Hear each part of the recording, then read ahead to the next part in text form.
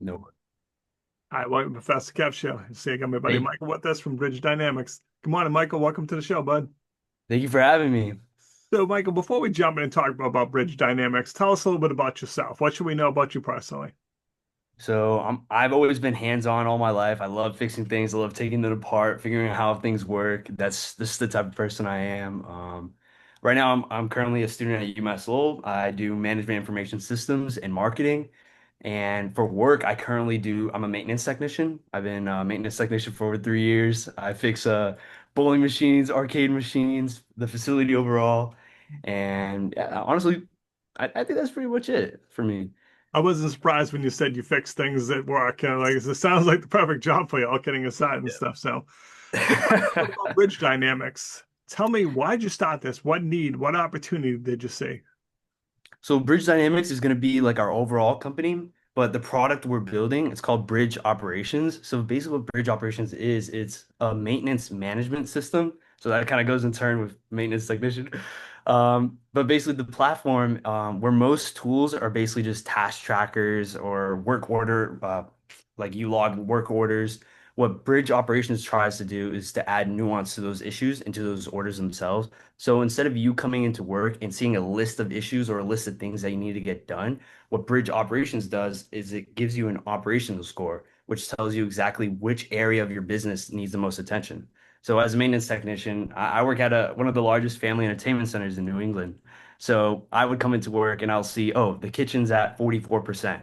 And then I'll look at that and I'll be able to see, oh, which issues are impacting that area the most. And I'll be like, oh, the fridge is at low temperature. And it'll tell me exactly how much that's affecting that area. So Well, that's basically how bridge operations works. Yes.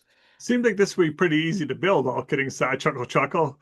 It sounds pretty complex, right? I mean, it Oh, seems like there's some sort of fancy algorithms involved in this. oh yeah, it's extremely complex. So like there's a lot of like it's all about like the relationship between how things work, right? We have like an architecture that streamlines the scoring algorithm. It is complex, but the goal for us is that we make sure that the foundation we're building is built on something that works and that works for for when we're going to deploy it, and then we'll be able to add on top more features in the future, which means adding AI that's able to interact with all those things that we're collecting. Where honestly, the idea kind of all started from at work. We basically write things down of what we have to get done, what's broken, what needs to get fixed, and then we write down how we fixed it. But in the long term, that data is getting wasted because it's just on a spreadsheet somewhere, it's on a Word document somewhere, it's on a sticky note, a whiteboard. So with Bridge Operations, the goal is we're creating the foundation to collect all this data in a frictionless way. And then in the future, when we integrate AI, it's going to change everything. I'm laughing with you, not at you, my friend. When I No, worked no, at no. the bank, I was also the IT person, and I would try to take notes of how I fixed something because I don't remember. Like, I'm Mhm. that guy. I fixed it. It's done. Never happened. On to the next thing. And then someone happens 6 months. You're like, oh, so having that, where I don't have to go through notes and looking for going, oh, but I called it blue instead of light blue, so I couldn't even find it in the notes. Just super helpful. And I really like what you're doing, probably more than you know, because it's so overwhelming being the repair person. Because Michael, if something's broken, it's the most important thing in the world to me, and it should be really important. And you're like, yeah, you're not even near the top of the list, bro. Like your Exactly. problem's so minor, but Michael, I can't do that. You get all whiny and stuff. But this, they can see it too, going, okay, yeah, I understand if the fridge in the kitchen ain't working, that's a much bigger thing than, my little problem, that so it makes it so much easier for someone like yourself too and stuff. So what's been the feedback on it so far? Are you using it at your job?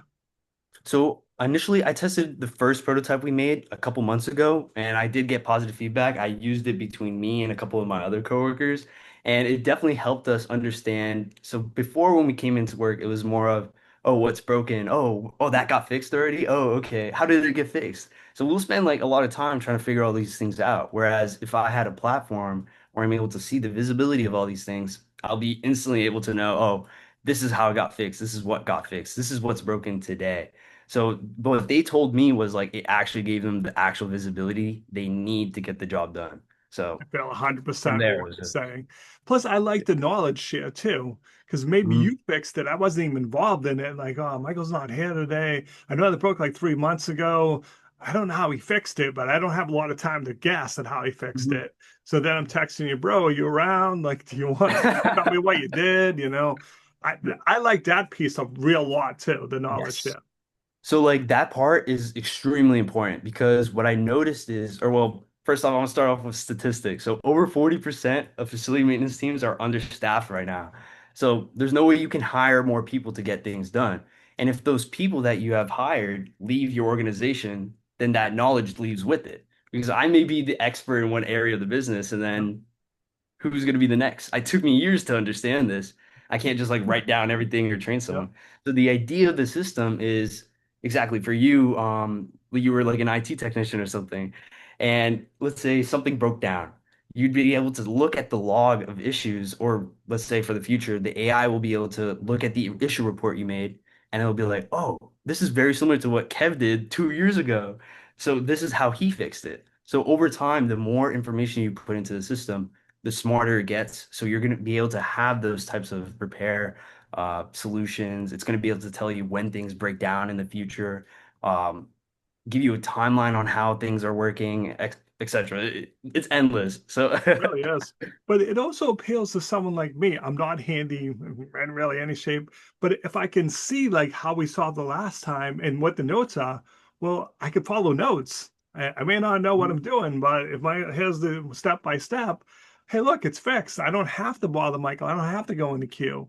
That appeals to me as a business person. Like I can solve my own problems and not have to wait in line. Mhm. It's kind of cool and stuff. Exactly. So, all right, So Michael, final like, question. I'll get of go ahead. course.